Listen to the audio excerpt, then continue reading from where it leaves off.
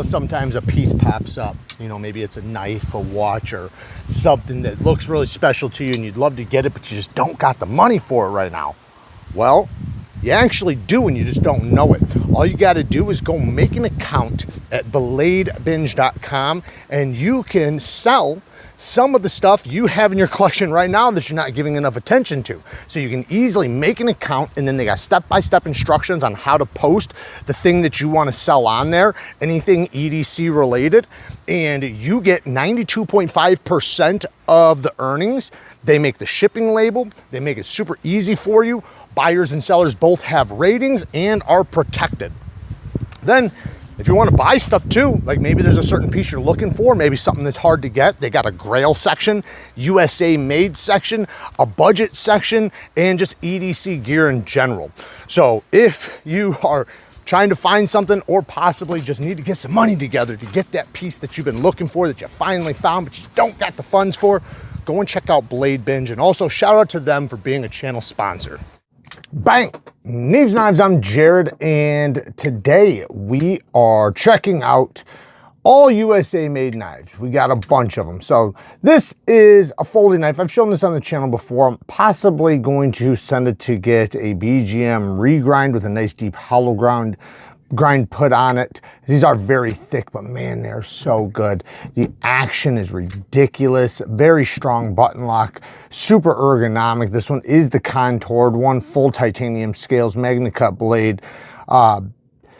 You know, this is the most expensive version that that they make, but beautiful, beautiful knife, man. They do an incredible job. I might possibly give it the regrind and then potentially give it to somebody.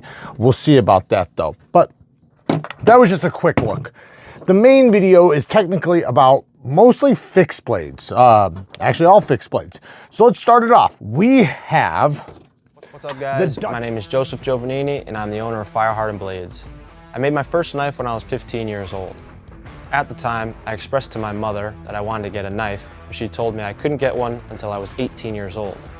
However, she didn't specify anything about making knives.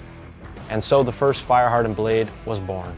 I had a small fire pit in the backyard that I used with some match light and a leaf blower to heat up some steel and banged out my first knife. It was extremely rough around the edges, but it got the job done.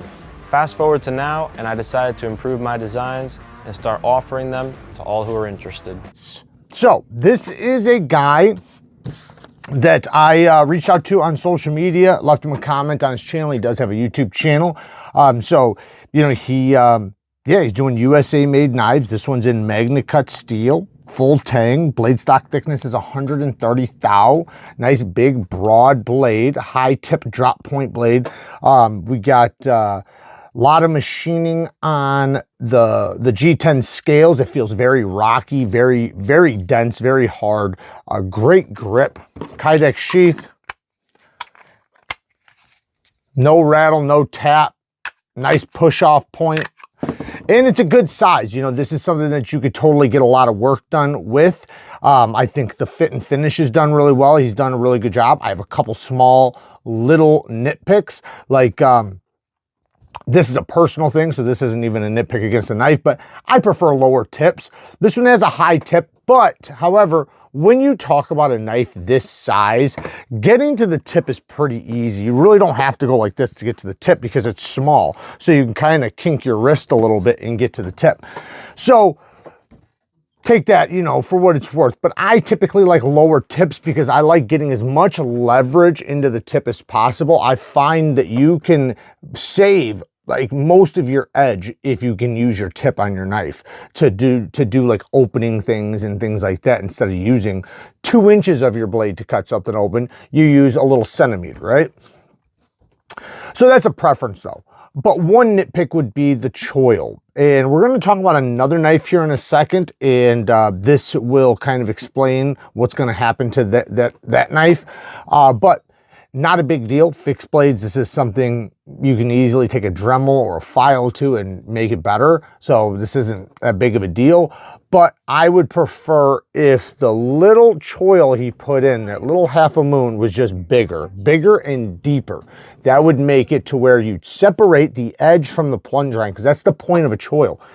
It's to separate the edge from the plunge grind and to give you steel to remove when sharpening before you hit the plunge grind. And in this case, the plunge grind's already being hit from the factory edge. So obviously it's going to be hit with, you know, my edge, especially because I'm going to put a low angle edge on it. Haven't tested the steel yet. We'll be doing that very, very soon. I'm very excited to test this. I do not see an HRC on here. I think it's between 63 and 64. I will write down the screen. The hardware is nice, large hardware. Love to see it. Really cool stuff. So great, great stuff, man. I'm very impressed with this guy's work. All in all, I am very impressed with his work. You know, it's just, you know, obviously he's been doing this for a little while because his work is extremely, extremely well done. Haven't tested the heat treatment yet. We'll be doing that pretty soon. But if it's anything like the work that I see here, then it's going to be pretty damn good. But we will see. But yeah, man, super ergonomic, you know, great size, you know, great geometry for the size is something you could be tough on, but also it's going to be plenty slicey, you know, especially if you lower back your edge angle. So incredible work. And I think he's a young guy. He's got a very, very bright future ahead of him. So go and check him out. Check out his channel. Check him out on Instagram. Go give him some love. Show him what the community does because he's going to be around for a while. All right, next. This is from Dagger and Knot. I'll put all these things on the screen for you guys. Keller Wilson. And as you can see, he's got a nice, beautiful Kydex sheath here, G10 handle. And this one has a little bit of a sheep, well, it has a sheep's foot blade. Love the shape of this. Love the tip placement. Love the way it feels. It sits in the hand and feels in the hand. It's got some of the best jimping I've seen in a very long time. This jimping is just like the exact type of jimping we typically want on everything. Like, it's grippy, but it's not so sharp that it hurts. But my goodness, is it grippy. Like, it's extra, extra, extra grippy without being painful. So you got the jimping up there at the nose. You got some right there for your thumb. You got a nice kind of curvature to the handle to give you amazing pinch grips for just basic EDC tasks. Now this one is, I think it's also in magnet cut steel. Let me just double check. I got it right here. Yes, also magnet cut steel. This one's 63 HRC. And this one's called the Gnasher. So we have the Gnasher, which I'll tell you what, man, I like it. Let's check out the sheath really quick and then we'll go over some nitpicks. So the sheath, nice click. It's not super loud, but it had a nice click. No rattle, no tap. Good snap off. The one thing it does not have a kind of like this one had, where it has this little spot right there to push off. It doesn't have that. So that's something I do prefer. It does have a little bit. So, you know, I can still do it, but it'd be nice if it had just a little bit more. Other than that, the only nitpick I really got, or one of my biggest nitpicks, is the plunge grind. But he did it right. However, because the steel is still very straight with the edge, when I sharpen, I'm basically going to sharpen straight across it. And then it's actually, and this is why we're going to bring this one back up, that just like what this one did. So the same way this one's edge moves all the way to the plunge grind and you can see it touching the plunge grind, the same reason why that's happening is the same exact thing that's going to happen here when I sharpen this one. Big deal? No, not a big deal. Something you can easily fix at home. But this is a black blade. So when I do it, it's gonna remove the black. Do notice there's like some marker left on the G10. You know, this could be a prototype. You know, he asked me to check it out and tell him my thoughts and give him some criticisms and stuff like that. Constructive, obviously. So this isn't something I'm gonna sit here and complain about because I could get it off with rubbing alcohol. But you know, if it wasn't intended, that'd be something I would say, you know, sand it off or, you know, get it off before, you know, you put the scales on. But you know, again, this is something he wanted me to see. So it's probably not like considered like ultra refined finished work. But, you know, I see little imperfections from handwork. don't care. Don't care. It's perfectly fine. This would be as long as the heat treatment's good, this would probably be a better performer than a lot of other knives that might be a little bit more refined. The coating is a little bit of a tacky finish. Now, not saying anything bad about that. It's just from my experience, the stuff that has tacky finish, when you really start cutting with it, it can kind of pull the coating off. Now, this one might be very durable. I'm not saying that about this one. I'm just saying from my experience. So we'll see how that does. But man, this thing would look pretty cool in like a satin finish, you know? I mean, I personally think, especially like a belt satin. So what I would recommend is he just go deeper. Go deeper, do like a half a moon. Actually, you know what? We're gonna show a knife here in 1 second, which would be perfect for him to do. Other than that, I have no other complaints. I really like it. You got somewhat of like a squared off tang. So it's a full tang, but the tang is exposed on the top, bottom. So basically it's shadow boxed. You have the shadow box Rocky Texture G10, and they are like swelled and just, you know, grippy as all hell. Phenomenal size. He did a really good job with this. So shout out to him, man. This is very impressive. I have very, very little nitpicks. The really cool thing that I noticed about this one, look at this pocket that he has for the edge, so that the edge is not hitting, not that it's moving at all, but even if it did, it's not hitting anything. It's got a nice little air pocket in there. That's really cool. You don't see that very often. I see it every once in a while, but not very often. Next, and you know what, actually, let's bring up, so this is a design that I'm doing. I'm gonna speak really quick about it because I've shown it already once, maybe twice, but it has exactly what he could do here with this one. If this plunge grind was like this, and it doesn't have to be even like a triangle, it could be just a half a moon. But if you just did it just like that, because the point is to have steel to remove, right? So you should be able to sharpen up the blade before the plunge, before your sharpening ever starts moving over to the plunge grind. With this case, it's gonna move over to the plunge grind right away. With this, you're gonna have years and years and years of sharpening before it'll ever even consider going over there, if ever at all. So this one, this is the prototype, so I'm not gonna say too much about it, but it's gonna be a harpoon Wharncliffe blade with a full flat grind. We're gonna have a double hollow on the harpoon, so a hollow on each side for the harpoon. That's gonna be really sick. Micarta handles, very small, very utilitarian, very compact, but that's the beauty of it, and it should be, I believe, in Nitro V steel. Not 100% about that, still figuring out the details. Let's get to this next one.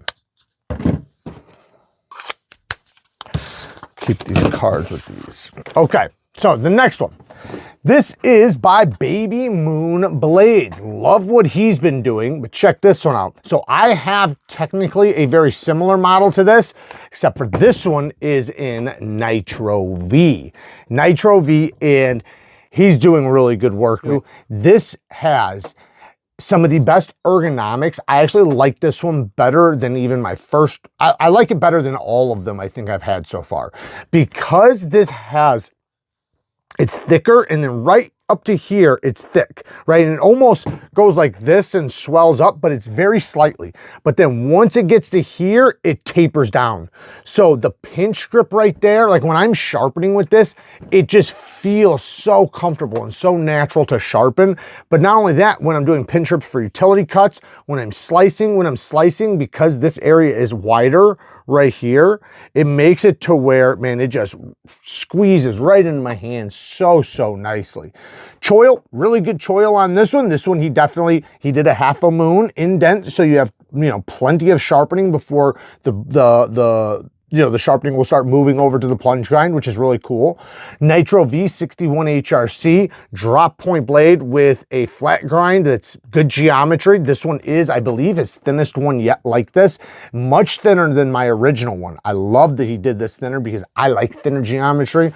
You know, you just get better performance. And with a knife like this, this is the perfect geometry, I think. It's not too thin, you know, but it's also not thick. It's nice and thin, but it's not too thin. So this is not fragile by any means necessary. This would be a perfect hunting knife, perfect self-defense knife, perfect just EDC knife. Now, We have the large hardware, full tang, everything's knocked down really well. The machining's done extremely well. There's really not one sharp edge anywhere.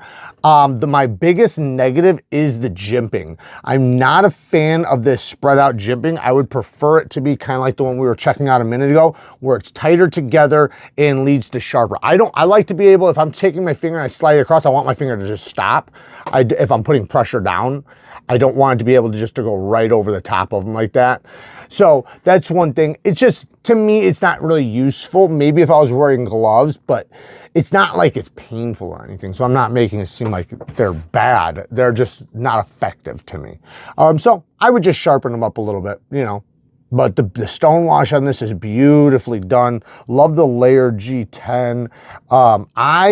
Man, I'd really like to get one of these with like the natural micarta or some of the vintage micarta. He's got some beautiful micarta, man. I got one of his pieces with the micarta, man. He does amazing work. And then one thing I freaking love about this. So I got another one with a Kydex sheath. This one only came with the paddle sheath, which I don't care because I love this damn sheath, man. It's a paddle sheath. It makes it to where, I mean, talk about ease of carry, man. It's so comfortable. You know, it kind of wraps around your hips just that little bit, and see how it kind of tapers. So it works so well on, you know, for just belt carry. The retention is great, has nice retention. It's not gonna fall out even if you're jumping or riding a motorcycle or anything like that. It's gonna be good. But he does have Kydex sheaths as well. Here is the brown leather sheath. Now it does come with a belt loop that you can use if you want to. I got the Alti clip on this one. I do have the belt loop too, but here is the sheath. It does sit nice and snug. It's really nice leather. I love how thick it is. Really good quality leather. You know, it looks good, it feels good, it's, you know, definitely good quality. He definitely does a really good job. Now, the next one, this is by BP Customs. I've shown this one recently. This is one of my favorites right now. I love crew wear. This is crew wear 65 HRC with this gorgeous micarta. Oh my goodness, I love that. I love the polished edges too. And this is what I was talking about possibly doing with the shiv or the shank, the one that I'm doing with Waxwing. I'm possibly going to get it some polished just like this. I think that would be really cool. And then some on the rougher side. Love the big hardware, super thin geometry. This thing sharpens up like a dream. One, because it's crew wear, it's 65 HRC, but number two, because it's so thin behind the edge. Very ergonomic, perfect size. This to me is a good size knife to test. You know, it's not too big, not too small. A lot of people kind of opt for this size, especially for EDC. Love the leather. Look at the stitching, great stitching all the way around. And then, you know, I tend to, if I carry it in the pocket, I belt loop it there and I face it this way. And you see how he's got a nice little piece of leather in there. Or no, I'm sorry, I put this in here. I should have said that. I slid this piece of leather in there because this was a little baggy for me. I wasn't a fan of it. So all I did is I just shot that right in there. You can't even see it. And now the tension is perfect. It's literally perfect. I am so happy with it now. And it's just a little tiny piece. I didn't have to glue it or nothing. It never comes in or out, you know, out unless if I pull it out. So very happy with it. Shout out to BP Customs. Definitely go check him out, man. He does some amazing work. The next one, technically, is by the same guy who's making this knife. So this is going to be the Neve Knife Co. Shiv or Shank. That's what I've come up with so far. If you got some cool criminal names you'd like to add them down in the comments. I'd love to hear them. But he is making this, Waxwing. Waxwing is making this. USA made. Now, he also custom made this for somebody else. There is kind of a story behind this that, you know, I'm not gonna say here, but I really like this design. However, he doesn't make this. This is a one-off custom, but I'm just gonna show you some of the work he can do because I think this would appeal to a lot of people. I love this. Beautiful drop point harpoon blade. big old finger twirl. Now you want to talk about a plunge grind? Now this is some separation of a plunge grind right here. It's obviously a finger twirl too, but man, you get a lot of control choking up, great pinch grips. When you sharpen this is a great knife to sharpen because you have so much pinch control up on the tang or up on the blade. We got the Rocky Pattern micarta. It's like a bluish green micarta, I believe. Love, love, love that stuff. And again, Waxwing, man, he does an incredible job. I did mirror polish this. Woo, my goodness, it's got a super sharp edge. I believe this stuff is Nitro V as well. And this is something, oh yeah, by the way, I do have Jade G10 scales and also a regular black Kydex sheath. So you have the choice. I personally like the green and blue with it, and it works really well. No rattle, no tap, great push off point. And you know, the jimping on this one is not as sharp as I personally would like, but it's fine. You know, it's a little grippy, but it's very ergonomic, great size, great self-defense knife. It'd be a great just knife period for just about anything. I'm a sucker for a harpoon, and if you look, the harpoon, man, has a nice swedge going down it. It kind of crowns down. Beautiful work. So this is one that I hate to let go, but I'm probably gonna sell on Whatnot. And not that I want to, it's just that this is a one-off, so it's not something that if I share on the yes, I could share it on the channel and show what he can do. I prefer to share things that other people can get. I do have a YouTube channel for knives, so it doesn't benefit the channel nor myself, you know, to have just things for myself. You know, it benefits if you guys can have it too. So, you know, I try, and it'll just make me show it less on the channel, but I really, really like it, so I wanted to give him a shout out. So that's all we have for today. Work hard, stay tough. Until next time, peace.